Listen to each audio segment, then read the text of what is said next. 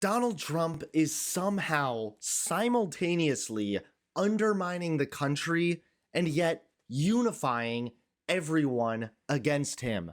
And now the Washington Post has just dropped an alarming bombshell on Donald Trump, and it should have all of America concerned. Now, it's no secret that Trump has somehow united virtually everyone against him. In fact, recently, people were protesting ICE at 1 in the morning by keeping them awake.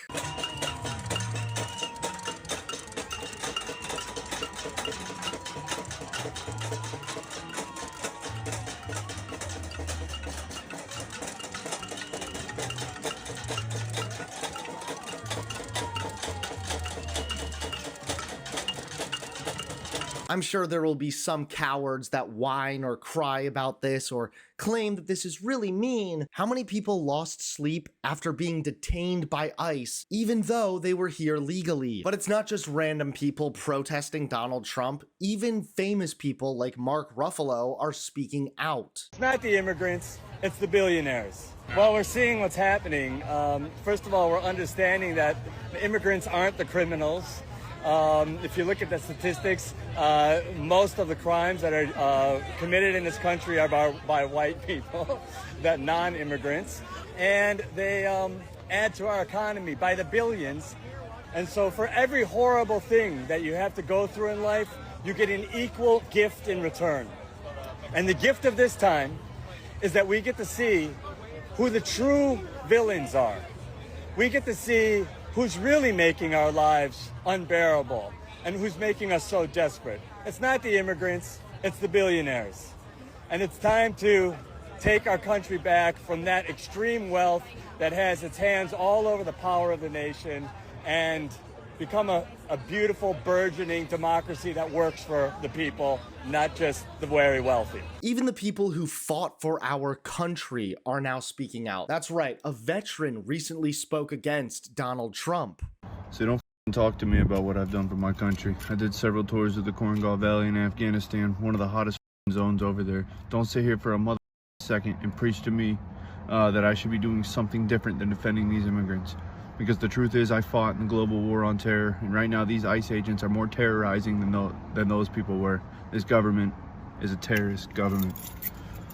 Just saying. But now things have gotten even worse. That's right, the Washington Post has dropped an alarming bombshell on Donald Trump, and it's left everyone deeply concerned. Take a look. The Washington Post has just dropped a bombshell on Donald Trump's White House, and what's unfolding inside his national security team is nothing short of chaos. According to a stunning expose, as tensions escalate over a possible US strike on Iran, Trump's own handpicked director of national intelligence, Tulsi Gabbard, and Defense Secretary Pete Hegseth have been effectively sidelined.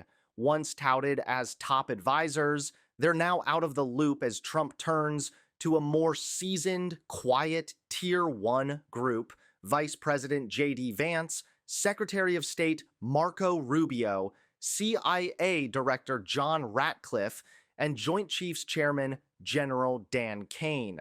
The report paints a picture of a president swinging between threats of unconditional surrender and calls for diplomacy while gutting the National Security Council, purging staff, and operating with what insiders describe as gut instinct and little structure. One lawmaker said flatly, "The president changes his position so quickly, it's hard to keep anyone in the loop." Behind the scenes, Trump reportedly confronted Gabbard directly after she posted a video warning about the horrors of nuclear war, just as Israel was beginning strikes on Iranian nuclear sites. In a tense White House meeting, he told her, "I saw the video, and I didn't like it." The moment underscored a growing rift between Trump and Gabbard, even as her office insists she remains focused on cleaning up the deep state and providing actionable intelligence. And Hegseth?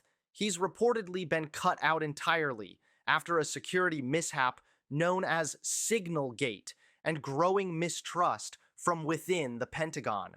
One official told the Post flatly, "Nobody is talking to Hegseth. There is no interface operationally between Hegseth and the White House at all." Meanwhile, Generals Kurilla and Kane are now briefing Trump directly on military options, bypassing the very defense secretary tasked with leading the Pentagon. Bottom line, as America teeters on the edge of a new Middle East war, the Washington Post just exposed a White House scrambling to contain its own internal fractures, and a president making the most dangerous decision of his term with his most controversial allies pushed to the sidelines. So long story short, once again, Donald Trump, the former TV host, putting together a team of TV hosts isn't working out.